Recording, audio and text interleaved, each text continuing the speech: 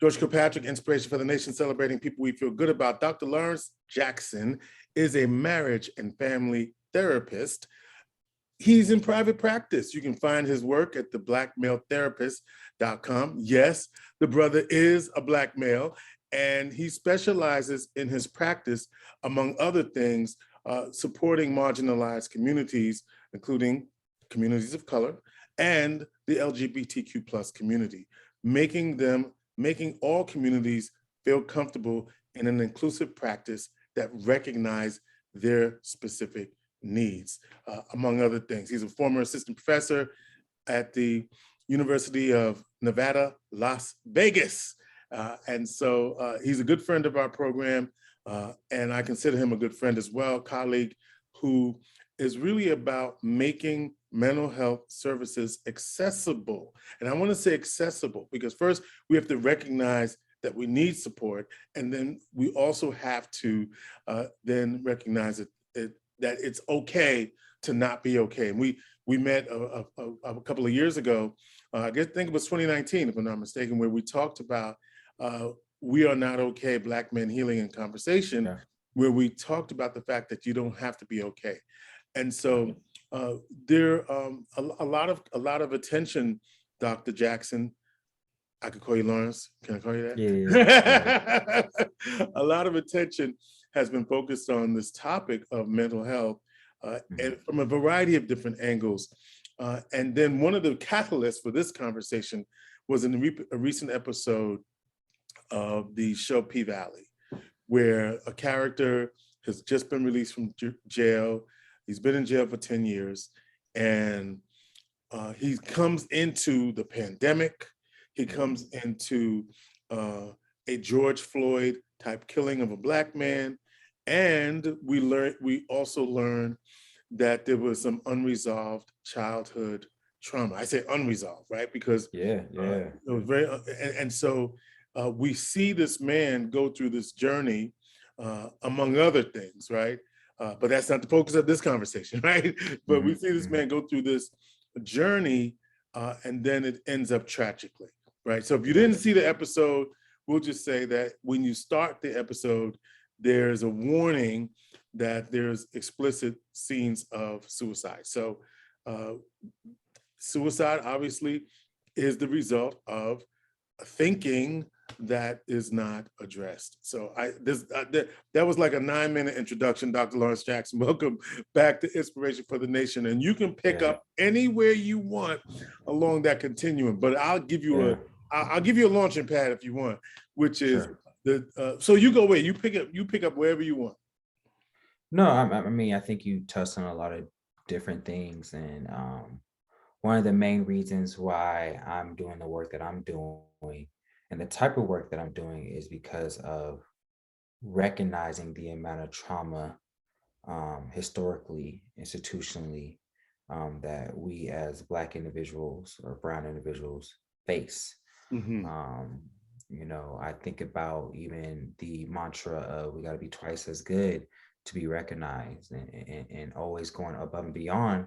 And I think even though it forced me as a kid to work harder, I think it also sent a message that I think I didn't pick up on until recent, that you're not valuable when it's face value. You being twice as good, that means you got to be twice as good to the next counterpart, your white counterpart, whatever the case may be, to be noticed. And I think that could send a message that like, yo, so I'm not valuable at that same level. I gotta be twice as good to be noticed and valued. And just thinking back to the episode, it was hard to watch. I caught me and my wife kind of just sitting there, and at different points we just spoke on our phone and not paying attention. Because I think as people of color, particularly Black individuals, when we think about police brutality and just all the ridiculous things that we have to face, if we don't dissociate, if we don't disconnect from it some way, somehow, even if it's in front of our face, the reality of those experiences, or at least those messages that are being sent, can be debilitating in a lot of different ways. And I think once we internalize some of these messages that we don't matter, or we're not important, or we're not good enough, and we allow that to be internalized within ourselves, and in some extent maybe accept some of those messages, It's debilitating in many different ways and shapes and forms. You described that it was a hard episode to watch, and you talked about disassociating, and Hmm. even that has a consequence, right? Because if we Hmm. disassociate, then it could show up as minimizing, right, Hmm. the Yeah. the issues at hand, and yet on the other hand, we have to regulate how much traumatic experiences we associate with in our daily intake, right? You Yeah. know, when it becomes too much. And so therein lies the challenge. And that's something that as as Black folk in particular, it makes it tough to navigate, right? And Yeah. so how do we, in your view, given that you suggest, well, I can't take that in right now, but then Hmm. how do you still be active in the pursuit? Because social justice is also something you're very passionate. Yeah. Yeah. I think there's different types of way that people can present and or advocate. Some people can advocate with their research knowledge, with their sense of power, status. Some people can advocate by protest, different things, right? And so I think it's understanding kind of like, I wouldn't say necessarily your level of handling, but like almost in a sense, what do you feel most comfortable with, right? You don't want to. I always tell people we go to therapy to and hopefully enhance our comfort zones, Hmm. right? But if Hmm. we enhance it too far, we'll reach that fear zone and we'll shut down, Right. right? And so, how do we stretch and grow, right? Expand that comfort zone so we get more Hmm. a larger level of comfort, but Hmm. not to a point where we reach that fear zone and we shut down. And so I think it's recognizing some internal work of knowing what's best for you, right?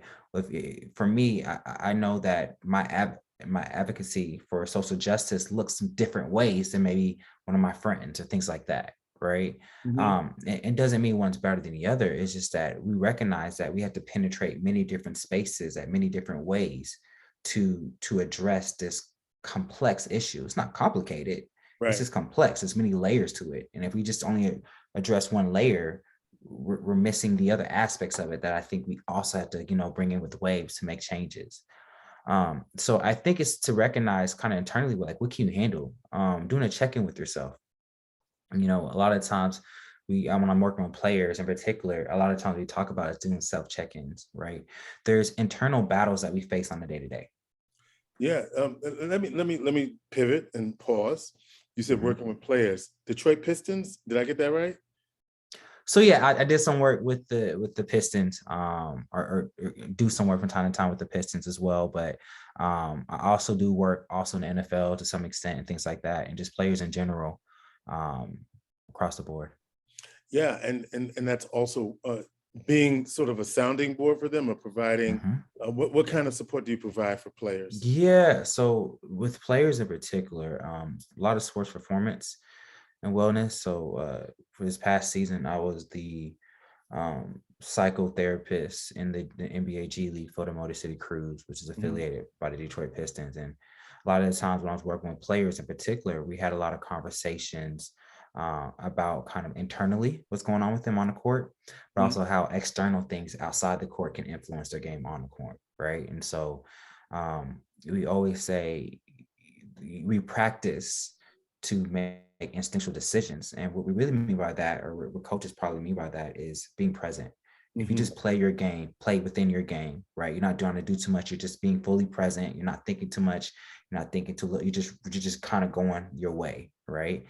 And a lot of the times I work with players about that, particularly within the G League, Mhm. because there are players that are trying to either, get caught up or things like Right. that. So they're Right. more likely to be in their head, like, yo, I'm 3 for 7, I'm 3 for 10. Like, let me cool down instead of continue to take that shot.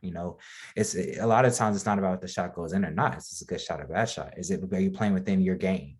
Mhm. Right. And sometimes they have that internal dialogue when they're not making those shots, like, yo, I need to chill out on that. I need to do something else. Or, I might need to pass it this time because I'm not making them. And so it's a lot of those internal dialogue battles that we work through, helping them to continue to be present, and work through those challenges, but also recognizing how things outside the court or off the field could influence kind of your presentation on, right? If you're not being present in practice because you got a lot of things going on at home, if you're not addressing that, if you're just kind of ignoring that elephant in the room, it's going to continue to manifest in your lack of availability in the work that you're doing on the court or off the court. I got a couple of Knicks, New York Knicks, that I need you to get their number and talk to them. Pull up. I'm not gonna name no names. Y'all know who we talking about. Hey man, You know so who we Knicks got talking some about. ballers on there, man. They got some ballers. We got some, but we got one that Ballers, man. you know, it's interesting, right?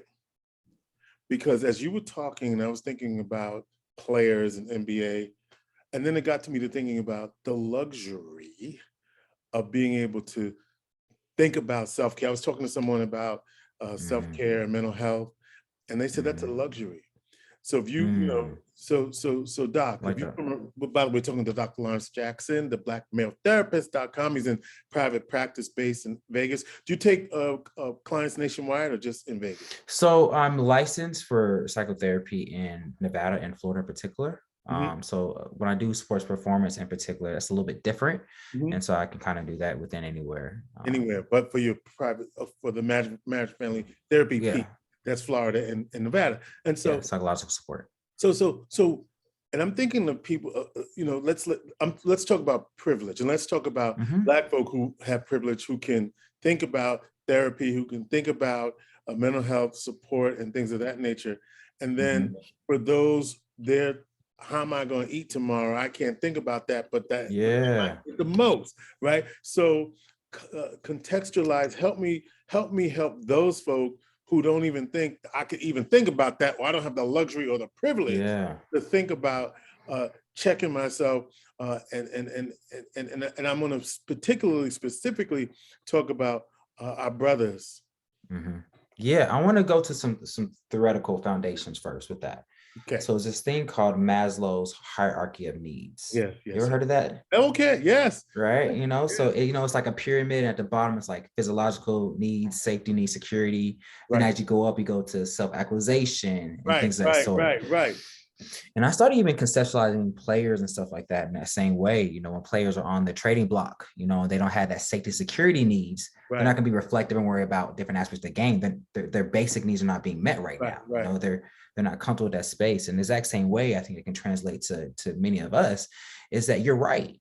You know, I'm not going to ask somebody who is struggling on what they're going to eat every day, and where they're going to live, where they want to go to college. They're not thinking about that. You know, they're thinking about eating right there and right there, right? That's deficiency needs. If you don't get those deficiency needs met, you can't even worry about growth needs, right?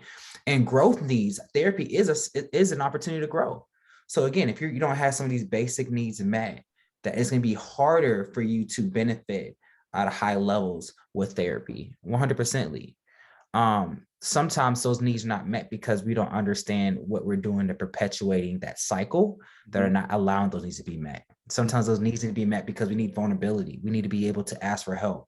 I was working with somebody in particular, and they said something that really resonated with me. When they finally stopped saying that they know everything and started asking or saying that I don't know and I'm willing to learn, I'm wanting help, people started to respect them more. And that really resonated with me because in order to say, I don't know, can you teach me, or can whatever case may be, it takes a sense of vulnerability. Right. And I think we as Black individuals, we struggle with sense of vulnerability because we don't feel safe. It's hard to be vulnerable. We don't feel safe in your day-to-day interactions, when you don't feel safe walking down the street, or even in a doctor's office, that they're going to trust that your needs are being met and they're going to respect what you're saying as what it is. Right. And so it's hard to be able to be vulnerable and say, yo, I need the support, I need this help, when you feel like on a day-to-day basis, you have to be on the defense to some extent. Right.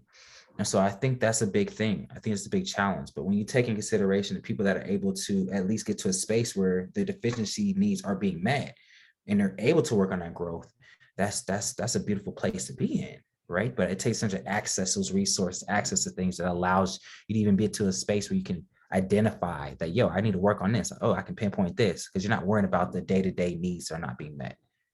I was talking to a physician who's on the program today, and he was talking to brothers about who do you have? Like he said he asked, there was like maybe 20 brothers in the room, and he asked, how many of you have somebody you can call when you feeling a certain kind of way, right? Yeah.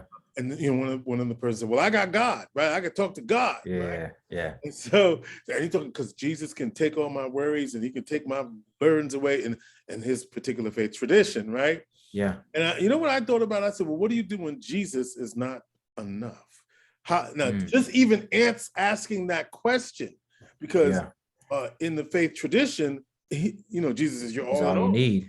right? Yeah. But then what happens right now when what do I do in that moment? So how do you respond to that? Yeah. I think, unfortunately, we think in dichotomy sometimes, right? The Either black and ors, whites, the right? either ors. But I think this is a situation where it can be both and, Yes, right? right. You can believe in your faith to the Mm, full extent that you can, but also seek additional support and resources, right. right? And so it's recognizing that there's also some clinicians that are faith-based or be able to interwoven that into their style and treatment, right? Right. And so if that is something that you feel very aligned with, one of the things I always ask my clients is, I ask them about their spirituality. What is their faith? What is traditions? What are their values? What are their belief systems? That's important for me to know. So when I'm treatment planning, when I'm trying to figure out how I support you, I'm going to take in consideration if that's a very asset-based, strength-based approach. I'm going to make that maybe a focal point of the work that I'm doing with them, right? And so it's being able to recognize that it doesn't have to be an either or. I grew up as a Southern Baptist, right, in Texas at that, right? Right, So, right. when I told my family I was going to be a therapist, they're like, "What you doing, buddy? Keep everything in the house. It's a little different." But what I recognize, it doesn't have to be either or. It can be both and. Yeah. And when you're able to utilize your faith, but also be vulnerable and seek support and weigh those in the same capacity to help them work together, I think you're setting yourself up for a lot of success. So let's talk about Black men and safety, right? Mm-hmm. Because to live in some of the communities that we reside in, I've got Yeah. to mask up for Mm-hmm. safety, right? Yeah. And at the same time, you're telling me to be vulnerable, Yeah. which makes it difficult, right? Because I know I can't be vulnerable in that space. And Yeah. yet at the same time, what do I do when I'm not okay? And so Yeah. what ends up happening for some is that the I'm not okay ends up in things that whether it's uh, substance abuse Yeah. or chemical abuse, right? Yeah. Some sort of abuse that because I don't have the safety Mm-hmm. to be Mm-hmm. vulnerable to share when I'm not okay. I'm tying that Yeah. back into this episode where we talked about this Yeah. show P Valley, where after the tragic, there was a suicide in the episode. I'm just letting y'all know that. And so after that, one of the characters who's struggling with some other issues on his own goes to a trusted friend and says, I'm not okay. Okay. Yeah. And how many of us as Black men have been able to say to our boy, I'm not okay? That's a complicated relationship in the show, but Mm-hmm. how many of us, or is it complicated? I don't know. I'm just acknowledging that there's some complications there. But how many of us, Doc, are able to do that and so tying everything that I said, being able to be safe in the space, to be vulnerable, to say that I'm not okay, but then I don't have the freedom to do that because I don't live, maybe I'm one of the folk that don't live in a space that would allow me that Yeah. flexibility. So I just want you to give me what you can to understand that, because I Yeah. think that because if we can get through that, then we'll be a longer way, because a lot of folks out here Mm-hmm. on many of these street corners didn't have somebody that they felt like they could talk to Yeah. without having some label put on that conversation. So I know I just laid a whole lot up there that You did. I just gave you the ball, now run with it. Yeah. Nah, when talking about that safety and being seen, right? I think it reminds me of something I watched. it was Jay-Z talking about the benefits of therapy. And Mm-hmm. he mentioned something, he was talking So about, Jay-Z has had therapy? yeah, Jay-Z was talking about in therapy, and he mentioned something about like, when you got somebody staring at you too long, you know what I'm saying? You're like, what you doing? Like, you get defensive. Right. And he talked about that, and he mentioned that, like, in that moment, somebody sees you. You're not used to being seen, right? Mm-hmm. So if somebody sees you, it's such a discomfortable space. It feels so vulnerable to be seen, where you're not used to being seen. You're not used to being valued. Mm-hmm. That in some ways your defense is up, right? And so he's talking about in those moments when people, somebody staring at you, looking at you the wrong way, the defense that you get, you're on a high alert because you're not used to being seen. You're not used to being valued. Not used to being appreciated. Mm-hmm. Right. And I thought that was so powerful because I can truly understand as a Black male, what is it like to not be seen? What is it like to not be valued, to be heard? Same thing with our Black sisters and things of that sort as well. And I think that takes into consideration how hard it is to be in a space where you even can want to be seen, right? Like, I feel like the times when I've had those conversations with my boys, right, it's in times where we out the country, we just chilling at the table, and then somebody asks a certain question, and it starts to be like a one or two people conversation over here. You kind of over listening, but you're not trying to pay attention, but it's getting real deep, and then you just all of a sudden you just get brought into it, right? Right. But it's the fact that in some ways that space had to be cultivated, that space had to be fostered for it to even occur. Right. So it's not a situation I think that we naturally gonna be like, yo, I just, anybody, I'm not okay. But it almost has to be like we have to be in a space of comfort. We have to be in a space of safety. We have to be cultivated in some space of trust to be able to even have that vulnerability.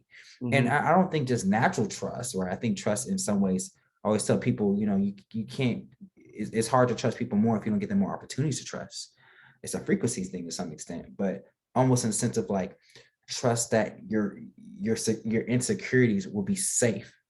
And oftentimes the way that we reflect that or mirror that is by the modeling of that vulnerability. Like, if you're vulnerable to me, I'm more likely to be vulnerable to you, right? Mm-hmm. So if I model vulnerability, then it's more likely for us to take that in.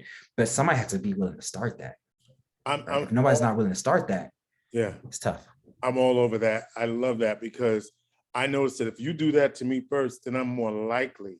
So then let me take it up. Let me up the ante a little bit. So for the population of brothers who are incarcerated, where right. So however what can we say to the brothers who are there, who are managing some level of trauma, or they're recently released? I forgot what they call that, but whatever it's called, recent released, coming out. And now navigating society in a different way, right? That transition, right? Re-entry, that's the word, re-entry. And so, again, back to this episode that triggered this conversation for us, the brother had a challenge with re-entry. And there was what looked like rage was unresolved childhood trauma from, and so if you think about what's happening in some communities, right, where whether it's upfront and personal violence or what you see on the news, right, managing and negotiating all of that.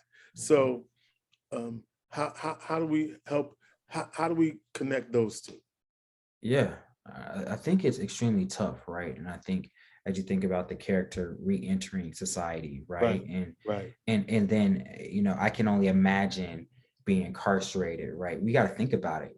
We have a society that spends more money for private prisons than our school system. The school to prison pipeline is real for Black and brown individuals. Right. So there's many messages that reiterate that we value as a convict more than as a scholar.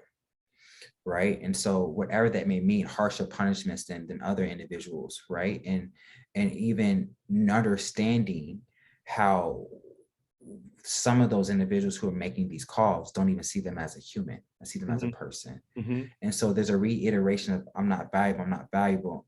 I'm in prison, I'm incarcerated, I'm not valuable, right? I get out, then there's more opportunities that even as a free man, I'm still not valued, I'm still not appreciated, I'm still not, this is still not considered and I hate to say this because I don't believe this, but I think some people internalize that, you know, Black boy joy. There's still no joy in being Black as Black men. I've already been in a situation, I could have done a crime, I could not have done a crime, I'm treated harshly in, I get out, there's still people who look exactly like me being treated without any other indication of things that they've done or did not do, right? And it's tough to navigate that. But what I think about that, I think about the importance of recognizing that. I think for me, what keeps me motivated is recognizing that there is a new generation of youth that are going to be inspired by whatever I do. Yeah. Right. Yeah. And I think that's what keeps me going. What I've seen when I worked with people that have been incarcerated or just got out, things like that, I recognize that, when you have a sense of urgency, a motivation of some sense, right? I got to take care of my kids. I got to show my kids that, like, so I can make mistakes, I can do better, in case it be. That motivation kind of fuels their resiliency to overcome some of these barriers because they see a motive to want to do more, a motive to be better, right? And I recognize not everybody has that type of motive or urgency or even that type of experience. But I think in some extent it's recognizing what is your sense of urgency and motive to overcome these challenges, right? Because there's a lot of successful Black men, while we may not be visible, right? There's a lot of successful Black men that dealt with certain challenges and different experiences. And media and things like that tries to keep us under lock, right? Like, I didn't recognize how many successful Black doctors, lawyers, and pharmacists I knew until I went to Xavier University, right? And then they become my colleagues. I'm just like, oh, I could call somebody for anybody, but it's that experience, right? But I didn't get that until I had some of those real life experiences. I didn't see it. It wasn't in part of my circle until I had to be re-entered in a space where that was part of the culture, that was part of the community. Yeah, it's kind of like a discovery. So I want to, you shared something with me before the air that I want to use right now, right? Okay. So here's Dr. Lawrence Jackson, works out, all tatted up, and yet you're a bit of a nerd. Talk to me. Yeah, man. I think I'm still a nerd. I think I learned in college that nerds are pretty cool. Nerds get, they get a lot of attraction. So I was cool with that. I feel like I had more study dates in the library than outside of the library. How about that? But we don't grow up accepting. Yeah. Yeah. Right. Yeah. I think, and I think that was, it was like a part of me that was, it was part of me that was for some time that was not scared, but just kind of like apprehensive about showing different parts of who I am. I have a friend in particular who is, I love him to death. He's a younger cat, but he is completely himself, completely authentically himself. And I love that about him because I recognize that the more you're yourself, the more that people that you desire to be around and want to be around, you attract. Because you're authentically, genuinely expressing, presenting who you are, right? He's a Star Wars nerd too, so we work well with that. So, but I love. You're a Star Wars nerd, is what I was getting to, right? Yeah, man, I love Star Wars. And you're proud of that, right? Absolutely. And I think how to get us comfortable with our little idiosyncrasies and little without judgment, right? Yeah, you're good with that. Yeah, absolutely. Yeah, I got a lightsaber. I got droids, man. I'm serious. You know what I'm saying? I'm a whole Sith Lord in my past life. I might even get it tatted on, but who knows? I might have a whole Sith Lord sleeve going on. I already got the Disney villain sleeve going, so who knows? So who knows? How do you get comfortable? So to tie all of this up, the conversation started when we talked about related to an episode where a brother was overcome by his trauma and could not, even though he had the support. He was too far into his demon. How can we give us some therapy, if you will? You know what I saw, watching the series, being familiar with the series, it's called P-Valley. I noticed many warning signs, right? And I also noticed what we typically do when we see these signs. You just kind of be like, man, just let him go, man. Right, Just right, let him right, chill, right. right? It's like that one uncle at the family reunion. We just like, oh, let him do his thing. We won't, leave him alone. Instead of I'm not getting in the face, but kind of getting to that level and trying to be like, yo, I'm here. Just make yourself available. Like at the end of the day, we can't force anybody. We Right, can't control what we can't control. right, But what we can control is how we oftentimes I say we can control reactions in our responses. right, We can right, control how we react. It's a little bit challenging. It's gonna take a little bit more time, but we can often control how we respond. And there's multiple times in those different episodes where I could see this particular character struggling, and we're seeing how people responded to a struggle. right, It was kind of like, let him go, right. let him go, let him, And instead of really trying to cultivate and create a space where he can be open to sharing things. yeah, I mean, you made me think there's another character who's in an abusive relationship, right? Facts. And struggling Yeah. to we see, like, in other words, we're seeing it's not pretty. And Yeah. a lot of times, when I say it's not pretty, of course it's not pretty, but just the fact to show it's brutal reality is sometimes tough when you, Yeah. but the story of not only that character, but this other character is so true for so many people, Absolutely. right? And so I think as bystanders, I'm thinking that's the other side of this, right? For this individual who, what do you do when you couldn't save your friend, Yeah. right? And that you start to then take in, why couldn't I? What, you know what I mean? How do we reconcile when you can't save somebody? Yeah. It's tough. It's tough. I think, unfortunately, I've been someone who's lost people who have completed suicide. And I even known other people who've also had even that much more direct experiences. And one person in particular even started a foundation. I love it. It's called, I think it's called Defensive Line. It is the Solomon family. And hopefully this is okay with me sharing this or talking about this. And because of their own experiences, they try to turn trials to triumph, right? And advocate for understanding early signs, understanding, different prevention and coping skills and healthy ways of handling some of those experiences. And I think that's something we got to be willing to say, is that we're not okay, we're not all right, and be willing to seek support for ourselves, because there's so many other people that we're connected with, that we're involved with, that are looking up to us, or they're needing us to be there. And always say, you can't pour you can't pour your pitch in somebody else's pitcher or somebody else's cup only if yours is empty.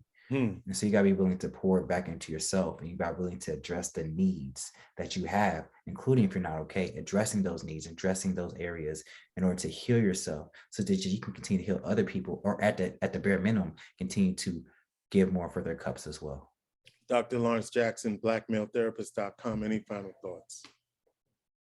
Yeah, just thank you for having me, and I appreciate this conversation. I think it's super needed in our society.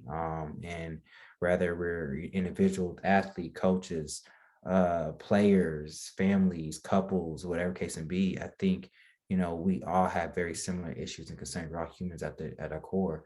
And we may have different experiences, different affordability, resources, things like that, but we all experience many very similar same things.